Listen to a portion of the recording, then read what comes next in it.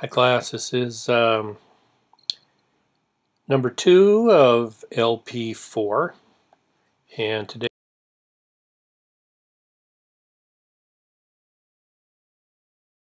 we're talking about online content and media in chapter 10.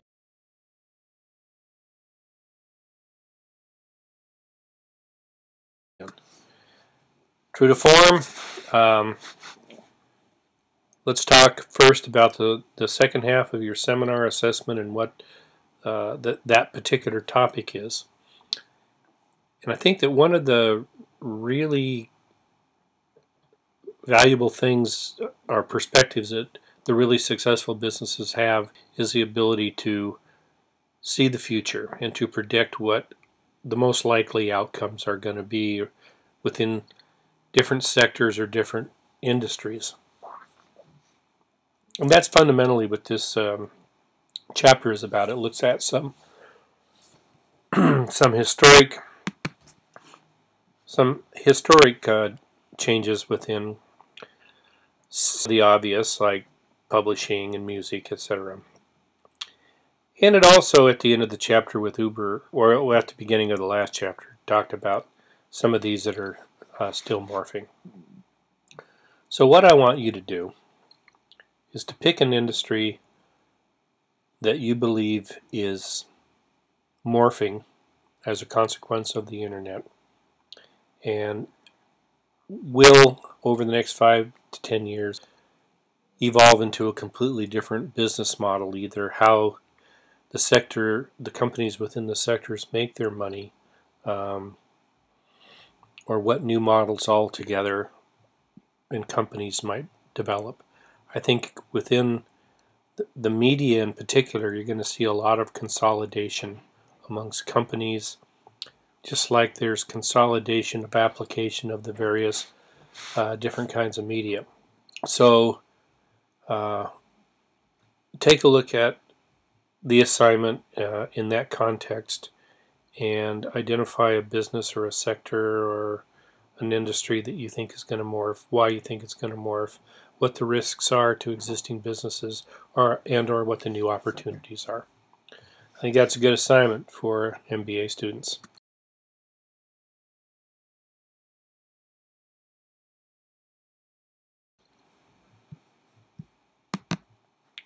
So we talked in the last video PowerPoint presentation in the last chapter about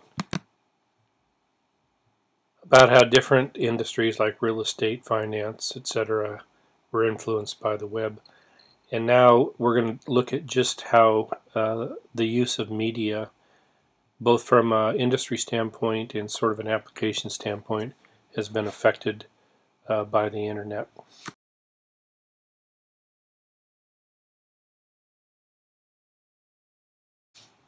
And what you're going to see in the future, I think,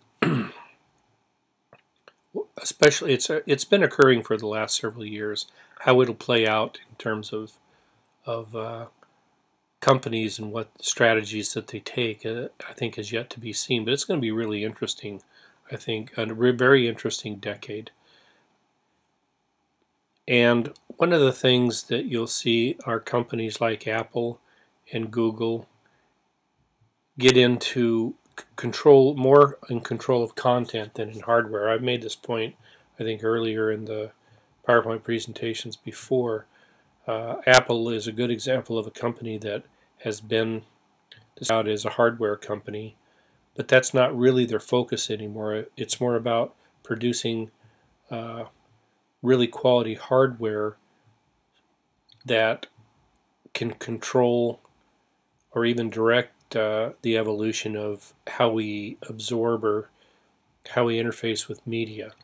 And so since hardware always gets cheaper over time, which it has, and margins get thinner and thinner, businesses look to other revenue streams that they can tap into, and that's exactly what Apple, Google, Amazon, and Facebook have been doing. And the Netflix has as well.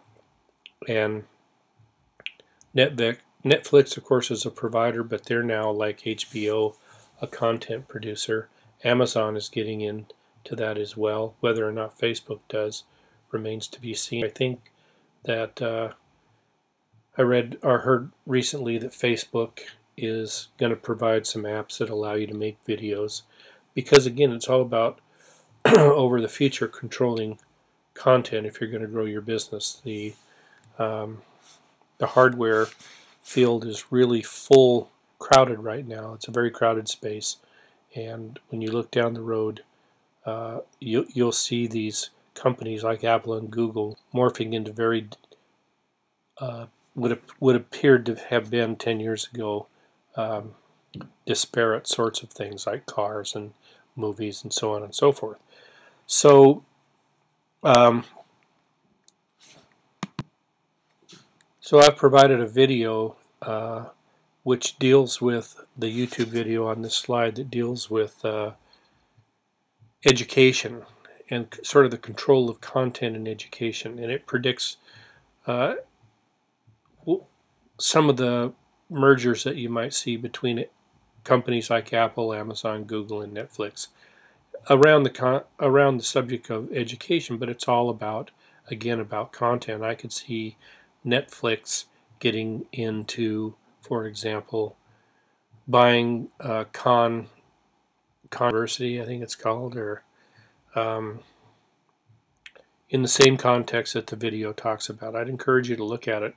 It's not very long, maybe 14 minutes, and it's interesting. And some of the things actually have taken place. Some of them haven't, but they still could.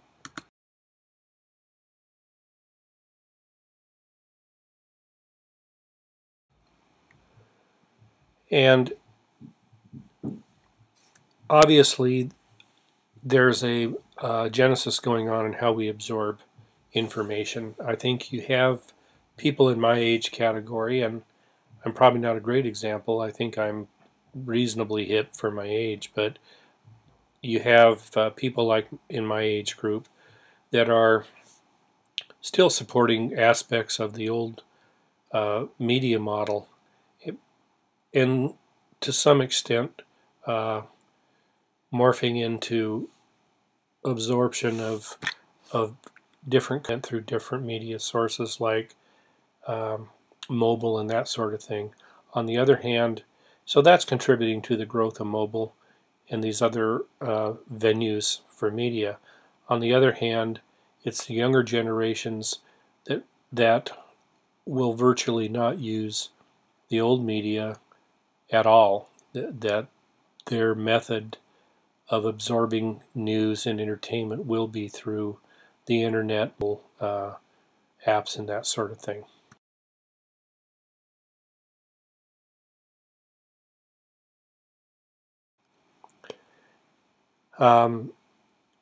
Right now, the internet is a huge contributor to the overall consumption of media, and will become more so as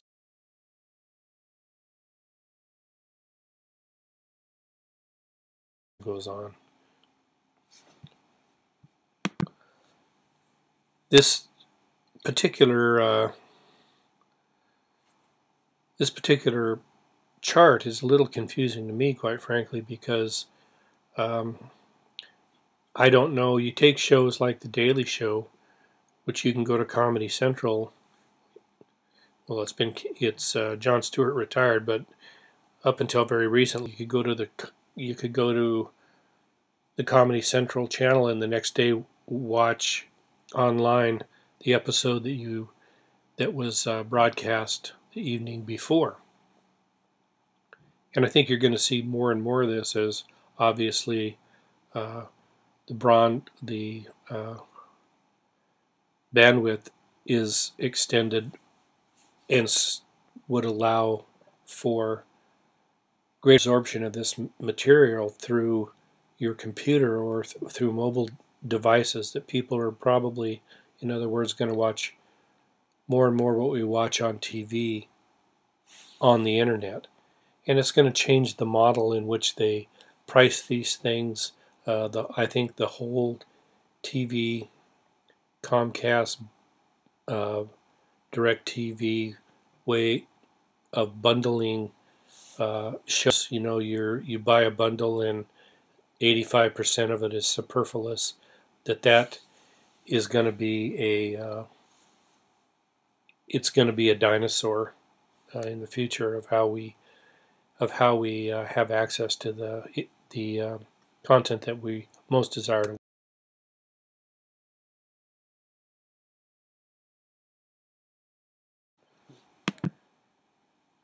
This is a more relevant and clear to me figure of how the venues on the online through which we use or access certain information from radio to movies and so forth.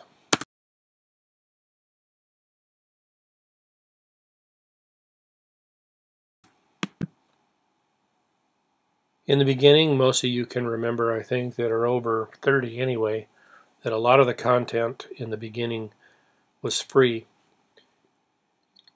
And the for a service to be provided over time that is, quote, free, unquote, you have to have a business model that can monetize that use. And in the beginning, Napster was a P2P site, of course, where people exchanged iTunes, or music rather, and then Apple was the first to monetize it through agreements with the music industry where they would act and simply take a commission by acting as a venue, for pay venue by which people could download music. And of course that's been extremely successful. Even Facebook is free in a sense to the users, but is monetized by selling information. That's a product, is the people themselves, the information that they give up, and that is sold to market researchers and or advertisers.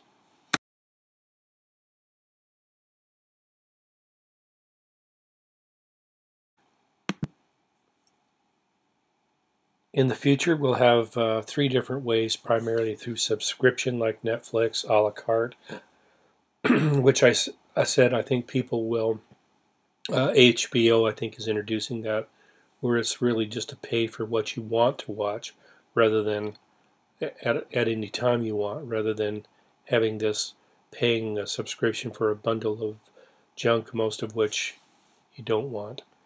And then there'll be something that's, quote, provided free, except that there always has to be associated revenue to cover the costs, and that is often done through an advertising model.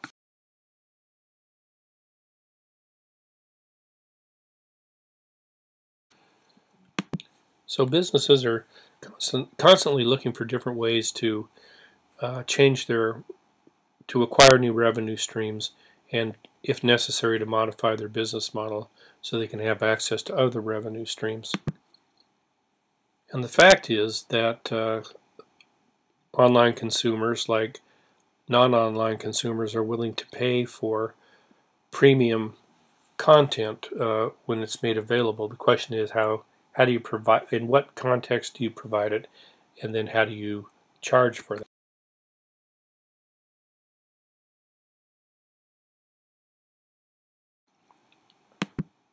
Within the publishing industry, we're looking at online newspapers, ebooks, and online magazines, some of which are based on one of those 3 revenue models that we looked at: subscription, a la carte, or advertising.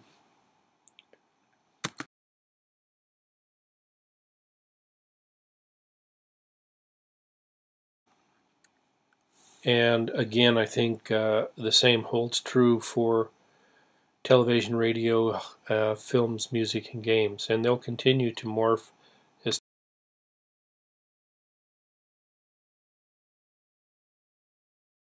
goes on.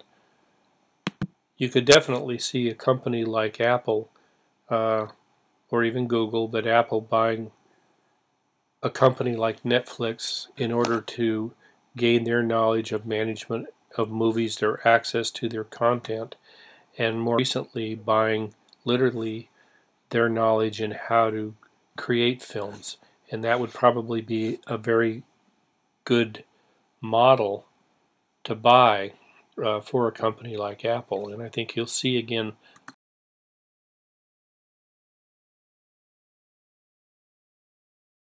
kinds of mergers in the future going forward. Same could be said for music. That's why Sony got into it some time ago.